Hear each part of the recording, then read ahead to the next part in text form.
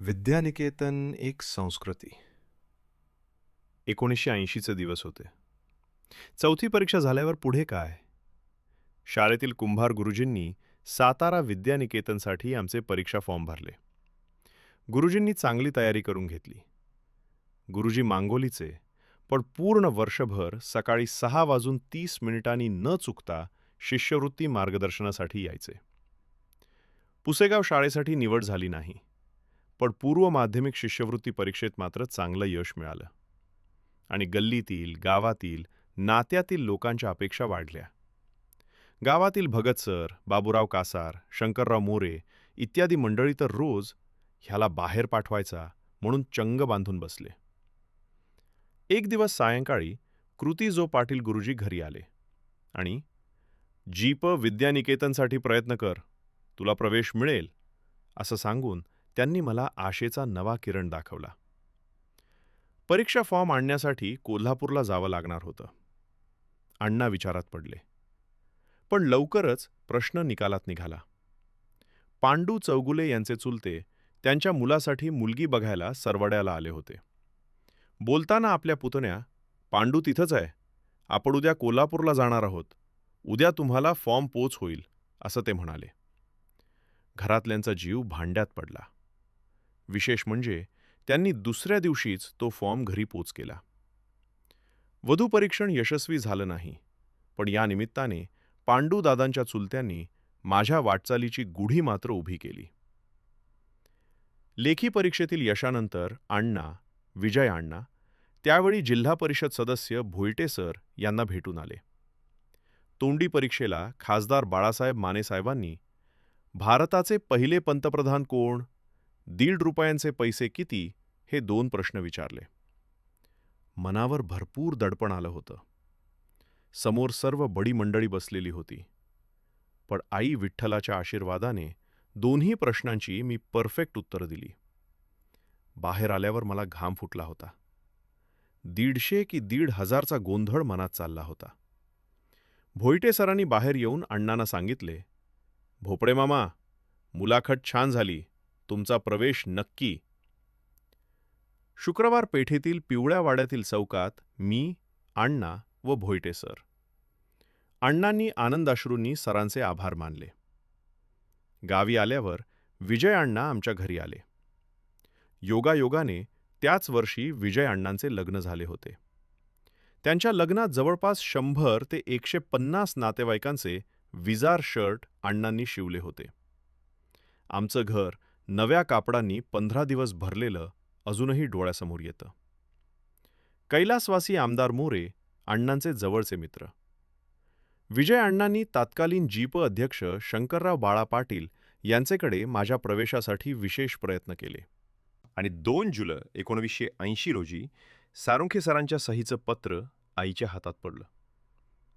त्या पत्रातील ती सुवर्णाक्षरे, त्यातील शब्द नाश्ता, मग, मच्छरदाणी, कॅनव्हासचे बूट, नाईट विझर आम्हाला खूपच वेगळं होतं. कल्पनाताईंनी ह्या साहित्यांची जोडणी सुरू केली. खूप जिद्दी बहीण. पितळी तांब्यात विस्तव घालून नवी कपडे इस्त्री केली. माझं शिक्षण सुकर व्हावं म्हणून धडपडणारी माझी आई, थोरला भाऊ, या दोघांनी सुरुवातीच्या खर्चाची जोडणी केली. आकन्नूच्या आजी तर 2 दिवस अगोदरच आमच्याकडे राहायला आल्या होत्या. 8 जुलै 1980 रोजी प्रवेशासाठी आऊ, अण्णा व दादासोबत सरवडे कोल्हापूर एसटीने मार्गस्थ झालो. अख्खी गल्ली स्टँडपर्यंत सोडायला आली होती. आईनं मन घट्ट केलं होतं. निकेतन म्हणायची ती. चंबुखडीच्या म्हसोबाला आणि गणपतीला तिनं पोचल्यावर दंडवत घातला आणि अवघ्या 10व्या वर्षी नवी वाटचाल सिद्ध बटुकेश्वराच्या रम्य परिसरात सुरू झाली. माझ्या विद्यानिकेतनच्या प्रवेशानं गावातील लोकांच्या अपेक्षा वाढल्या होत्या. पहिल्याच दिवशी साळुंखे सरांनी माझे स्वागत केले. भल्या पहाटे उठावं लागेल याची जाणीवही करून दिली. एका मंत्र लिहिल्या आणि भारावून जाणाऱ्या विश्वातला पहिला दिवस उजाडला तो उठा रे च्या हाकेतून. त्या दिवशी प्राचार्य हा नवीन शब्द समजला. नाश्ता, मग यांचाही अर्थ कळला. वर्गात जवळपास 50 जण होते. एकमेकांच्या ओळखीत पहिला दिवस. त्यात अंगावर नवीन स्वेटर, नवे कपडे, नवीन शूज. खूप छान वाटत होतं. येणारे प्रत्येक सर आमच्यात नवीन स्वप्न पेरीत होते. आम्ही प्रभावित झालो. ते कैलासवासी शिंदे सरांच्या भारदस्त आणि वडिलकीच्या आवाजाने. सरांचा निकला सूरज हुआ सवेरा, तो खणखणीत आवाज आजही कानात घुमतोय आणि ऊर्जा देतोय. पहिल्याच चाचणी परीक्षेत इंग्रजीला 15 पैकी 4 गुण मिळाले आणि मी पहिला येऊनही हे पहिलंच अपयश आलं. आणि वाटायला लागलं की हे काय आपल्याला जमणार नाही. आपण गावी गेलेलं बरं. शिंदे सर वर्गशिक्षक. त्यांनी हे हेरलं आणि साळुंखे सरांसमोर मला उभं केलं. सरांनी एवढा प्रचंड आत्मविश्वास माझ्यात निर्माण केला की त्यांनी वर्गात जाहीर केलं की याला 6माही परीक्षेत इंग्रजीत सर्वोच्च गुण मिळतील. मला तर पासिंगची काळजी होती.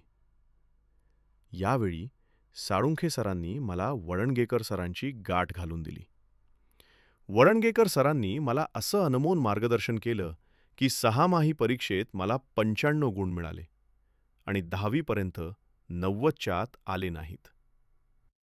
वळणगेकर सर, महाजन सर हे माझ्या या वाटचालीत अक्षरशः दैवत ठरलीत. त्यांच्या ऋणात राहायला मला नेहमी आवडेल. सर्व ऋषितुल्य गुरुजनांबरोबर आमच्या ज्येष्ठ बंधूंनी फार मोठी तयारी करून घेतली. डॉक्टर कुर्ले, अशोक पाटील यांनी संपूर्ण तरखडकर करून घेतलं. डॉक्टर दिगंबर प्रधान सरांनी तर माझं वक्तृत्व उत्स्फूर्त स्पर्धेसाठी घडवलं. डॉक्टर बबन पाटील, अनिल कानडे यांनी शिष्यवृत्तीसाठी तयार घेतली. 7वी शिष्यवृत्तीतील यशानंतर 1987, 88 आणि 1989 या बॅचला 3ही वर्षी शिष्यवृत्तीचे वर्ग घेण्याची मला संधी मिळाली. सकाळी साधारण 1 तास ते 1.5 तास छान वाटायचं. शिकवण्याची आवड असल्यानं ते जमत गेलं. तो काळ सुवर्ण काळच होता.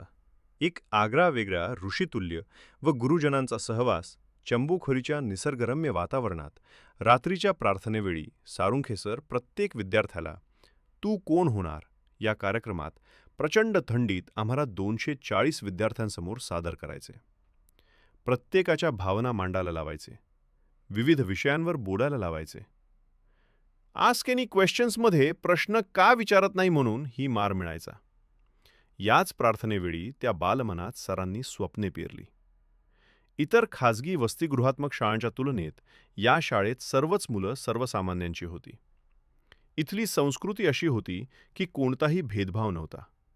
एकमेकांबद्दल प्रचंड आत्मीयता इतकी प्रभावीपणे निर्माण केली गेली की आजही तब्बल 35 वर्षांनंतर ते बंध घट्ट आहेत. आमच्या कार्यालयात बाहेरच्या मित्रमंडळीत नातेवाईकात ही आमची संस्कृती जेव्हा चर्चेत येते तेव्हा त्यांचा विश्वास बसत नाही. पण त्यांना पटलंय. विद्यानिकेतन आणि वाटचाल यावर प्रत्येकाकडून व्यक्त होणाऱ्या भावना सर्वसाधारणपणे तितक्याच तीव्रतेच्या आहेत. मला भेटलेल्या बऱ्याच मित्रांनी हे निदर्शनास आणून दिले की विद्यानिकेतन एक अद्भुत रसायन अशा भावना व्यक्त केल्या. संजय अण्णांनी लावलेल्या गेट टुगेदरच्या रोपट्याचे आज वटवृक्षात रूपांतर झालेले आहे.